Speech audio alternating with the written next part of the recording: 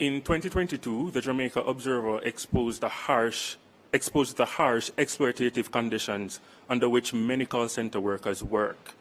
If elected, what will you do to fix these issues that contradict labor laws in the BPO sector? You know, the start of that question is an acknowledgement that the provision of modern access to technology, including the internet, including broadband, including fiber optics, began with the liberalization of the telecommunications sector when Philip Paulwell was a minister with responsibility. My opponents opposite seem to be having an issue putting the correct time frame to the responses. In other words, a seeming disconnect with reality.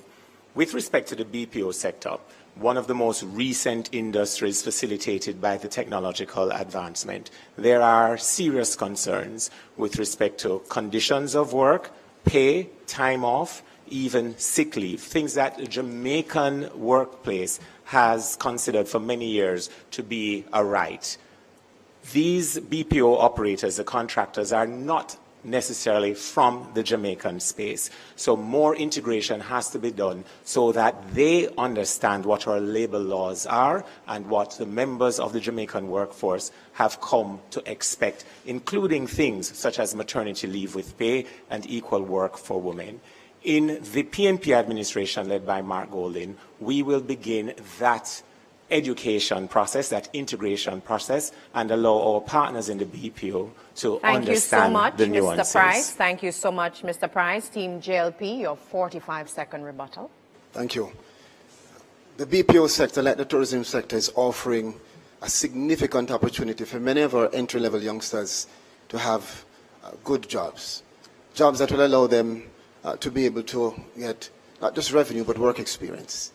And it's important to know that the government not only sees the expansion in the BPO sector, but through the inspectorate at the Ministry of Labour, we ensure to speak to employers and employees and to monitor to make sure that where there are any abuses, we take the necessary steps immediately, whether it is to carry them to court or whether it is to bring to constructive social dialogue.